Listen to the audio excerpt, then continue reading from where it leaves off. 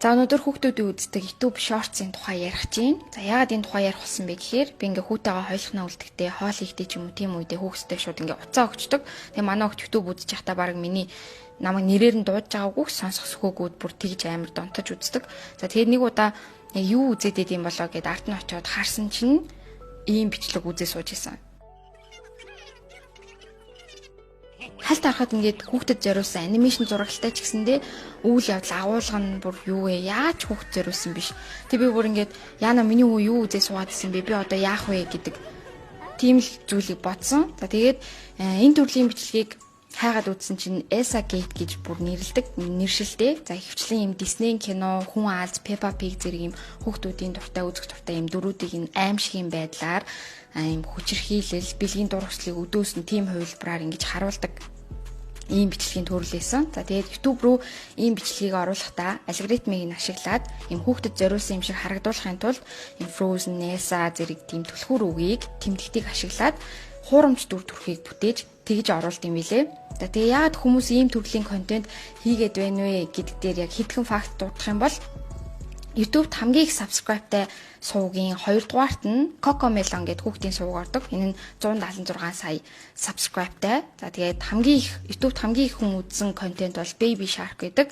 За энэ нь 12 тэрбум үзэлттэй. Тэгэхээр хүүхдүүд бол YouTube-ийн хамгийн ийм идэвхтэй хэрэглэгч нар болж байдаг. За тэгээд хүүхдүүдээр дамжуулаад тэдрээс хандалт үзэлтэй ихсгэх, тэгээ зар сурталчилгаанаас их хэмжээний мөнгө амар хэлбэр аргаар олох тийм зорилгоор энэ бичлэгнүүдийг хийдэг.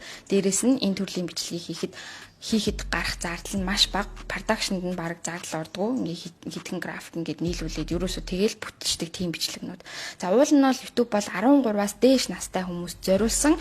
Гэхдээ яг над шиг ингээд өөрийнхөө аккаунтаар орчоод хүүхдтэй ингээд майгээд өгчдөг ийм сая том хүмүүс одоо энэ контент бүтээгч нарыг улам илүү ингээ өөгшүүлж байна. За тэгээ хүүхдүүд яагаад энэ төрлийн бичлэгийг тэгтлээ ингээ уйдахгүй үзээд байна вэ гэхээр нэгдүгээрт ийм хүчтэй цоглог ийм сонирхол татгуйц тийм аяыг ашигладаг. Дээрээс нь үйл явдал нь бол хэдхэн секундын дотор ингээ өрнөдөг ерөөс хүүхдүүдийг уйдаадгүй. За тэгээд үзэхэд бас амар хялбар ингээ скролдол болоо ерөөсөө дээш доош тий.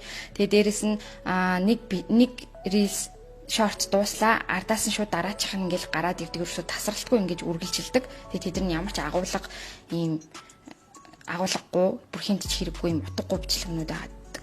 За тэгээ ийм бичлэг удаан хугацааны давтамжтай үзсэн хүүхэд яадаг вэ гэсэн чинь ийм агшин зургийн сэтгэл ханамжийг авдаг болж анхаарал төвлөрүүл төвчээртэй байдлаа алддаг. Айдас төгшөөрт автаж сэтгэл хөдлөлөө удирдах чадваргүй болдог. Хүчирхийллийг байдаг л хэвийн зүйл мэт ингээ хүлээж авдаг гэж байгаа. Угаасаа энэ дээр хүчирхийллийг бол бүр арай л дэндүү амар харуулдаг. За тэгвэл одоо яах вэ? Бид нар яг ямар арга хэмжээ авах вэ гэвэл хүүхдүүддээ үзүүлэхийг хүсгүй байгаа тэр видео контентэндөө YouTube-ийн хязгаарлалтай гормыг ашиглаж болно.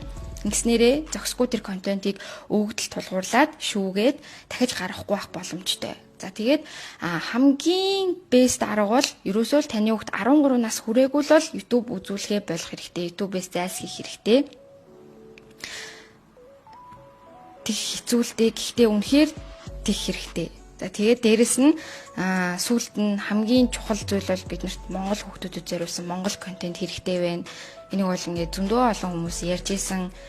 Тэгээд аль хэдийн энэ дээр анхаарал хандуулах цаг нь босон ч гэсэндээ одоо хүртэл юм дөрвтэй тийм арга хэмжээнүүд авч эхлэегүй байна. Тэгэхээр биднэрт Монгол хүүхдүүдэд зориулсан Монгол контент ус агаар мэд дутагдж байна.